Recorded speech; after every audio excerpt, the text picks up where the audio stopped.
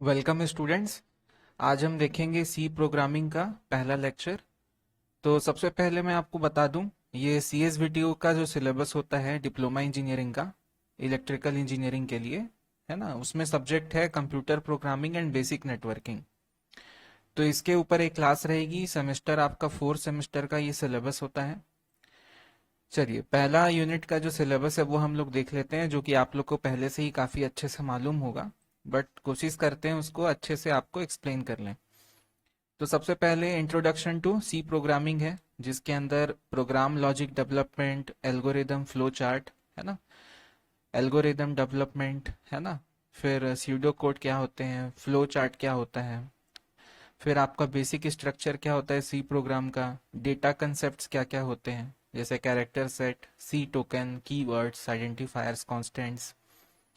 तो ये थोड़ा थ्योरेटिकल होने वाला है लेक्चर, है ना। तो ये आपके जो क्वेश्चंस आते हैं उससे रिलेटेड कुछ होगा इसके अंदर।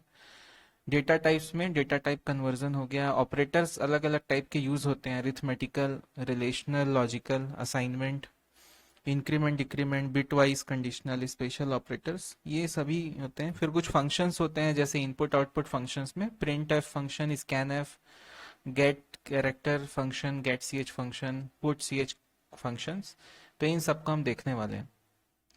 क्या क्या क्वेश्चन इंपॉर्टेंट होते हैं इस यूनिट में, वो है right algorithm and flow chart for a given problem. कोई भी गिवन प्रॉब्लम है उसके लिए अगर सी प्रोग्राम हमको लिखना है तो उसमें हमको एल्गोरिदम और फ्लो चार्ट ये बनाना होता है। तो इस तरीके का किसी भी एक गिवन प्रॉब्लम के लिए आपको एग्जाम में एल्गोरिदम और फ्लो चार्ट लिखने के लिए आ सकता है।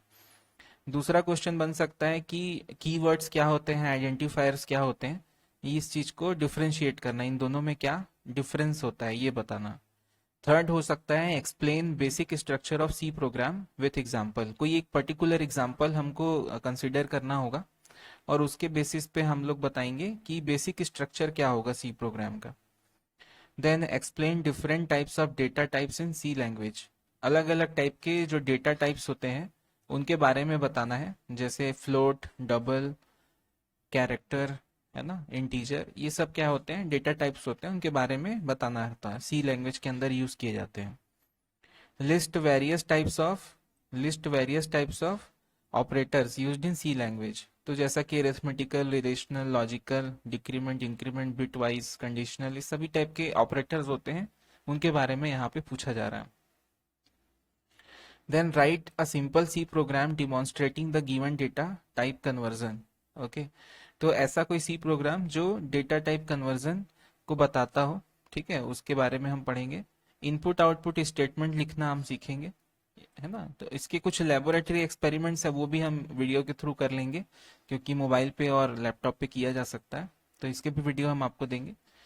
जैसे राइट करना, कोई दो नंबर को जोड़ना है, उसके लिए हमें एल्गोरिदम और फ्लो चार्ट लिखना। Right N algorithm and draw flow chart for calculating simple interest. साधारण ब्याज निकालने के लिए, सिंपल इंटरेस्ट को कैलकुलेट करने के लिए एल्गोरिदम लिखना और फ्लो चार्ट बनाना। फिर है एक प्रोग्राम को डेवलप करना, सी प्रोग्राम लिखना to display a simple message using print F function. Print F function का यूज करते हुए एक सिंपल हमें सी प्रोग्राम लिखना है, जिसमें हम कोई भी सिंपल कोई एक मैसेज है या किसी का नाम है उसको हम डिस्प्ले करेंगे। Develop C program to find ASCII value of a character using input output function.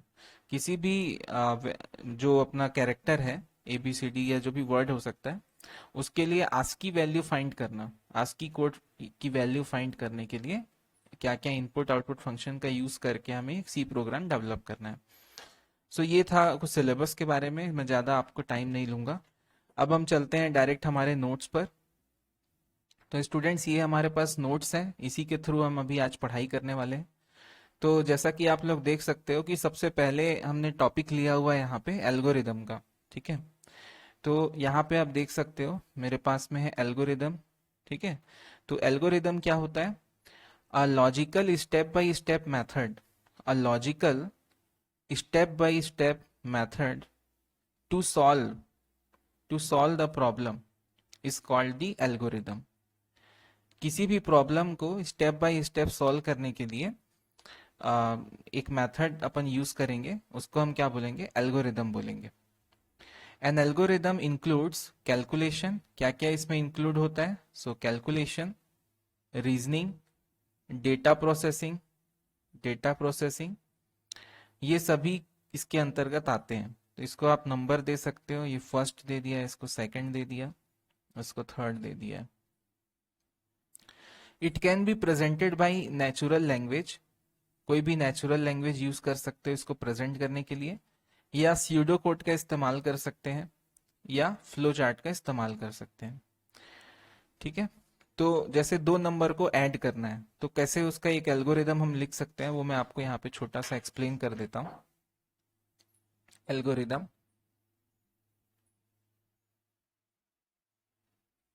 Algorithm for addition of two numbers.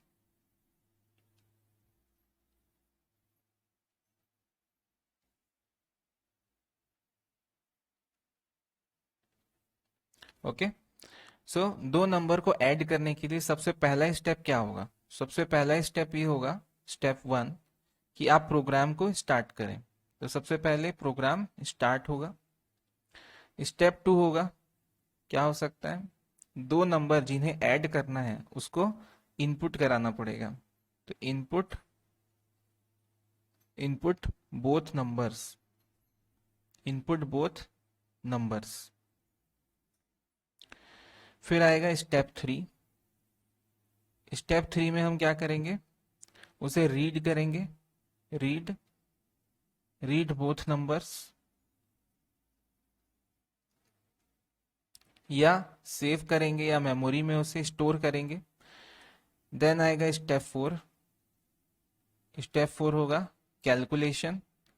ठीक है, find addition, find addition. And step five होगा display result, display, display the sum या result. और last step हो जाएगा end of programme. Programme को हमने क्या करना है? एंड करना है। तो ये कुछ लॉजिकल स्टेप्स होते हैं, इसका यूज किया जाता है आपके एल्गोरिदम में, ताकि हम किसी प्रॉब्लम को सॉल्व करने के लिए कुछ स्टेप्स हम यहाँ पर मार्क कर सकें और वो यूज कर पाए। ओके, तो ये हो गई एल्गोरिदम की बात। नेक्स्ट देख लेते हैं फ्लो चार्ट। फ्लो चार्ट क्या होता है? तो फ्लो चार्ट में आप यहाँ पे देख सकते हैं, flow chart, it is, it is a graphical और pictorial representation of an algorithm. जो एल्गोरिदम हमने अभी लिखा किसी प्रॉब्लम के लिए, अगर उसी को हमें ग्राफिकली या पिक्टोरियल रिप्रेजेंटेशन हमें प्रोवाइड करनी है ना, तो हम किसका यूज करेंगे? फ्लो चार्ट का यूज करेंगे। अब फ्लो चार्ट में किसका हेल्प होता है, किसके हेल्प से हम फ्लो चार्ट बनाते हैं? तो with the help of different symbols, shapes and arrows to demonstrate a process और प्रोग्राम।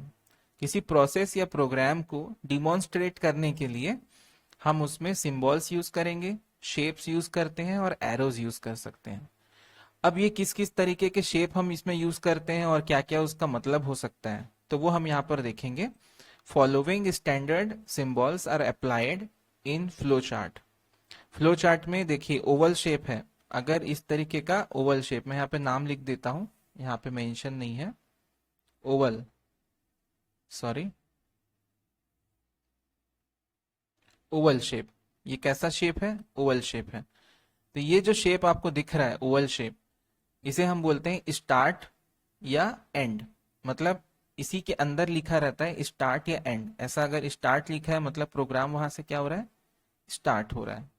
तो ये इस तरीके से आप इसको यूज कर सकते हो। ठीक है, तो ये इसमें हम लोग यहाँ पे समझ सकते हैं, इसको देख सकते हैं। ठीक है, ओके। देखिए, आगे देखते हैं। इसके बाद नेक्स्ट हमारे पास है इनपुट आउटपुट फंक्शन। तो अगर इनपुट हो रहा है, अगर कोई चीज आप एंटर कर रहे हो कंप्यूटर में और वो अंदर मेमोरी में सेव हो रहा है, या कोई रिजल्ट डिस्प्ले हो रहा है आपको, ठीक है, तो उसे हम इनपुट आउटपुट कैटेगरी में रखते हैं। तो इनपुट आउटपुट कैटेगरी में एक रेक्टेंगल का शेप यहाँ पर यूज किया जाता है। रेक्टेंगल, रेक्टेंगल के शेप में बना होता है ये, इस तरीके से। तो इसमें इनपुट या आउटपुट की मतलब जो कीवर्ड्स हैं उसको हम यहाँ पे यूज करेंगे, उसको दिखाएंगे। फिर आता है प्रोसेस या इंस्ट्रक्शन। प्रोसेस, जैसे आपको मान लो सिंपल इंटरेस्ट निकालना है। क्या निकालना है? सिंपल इंटरेस्ट कैलकुलेट करना है या दो नंबर का एडिशन करना है, तो आपको क्या यूज करना पड़ेगा? इस तरीके का स्क्वायर बॉक्स यूज करना पड़ता है। इसे क्या बोलेंगे? क्या शेप है ये? स्क्वायर।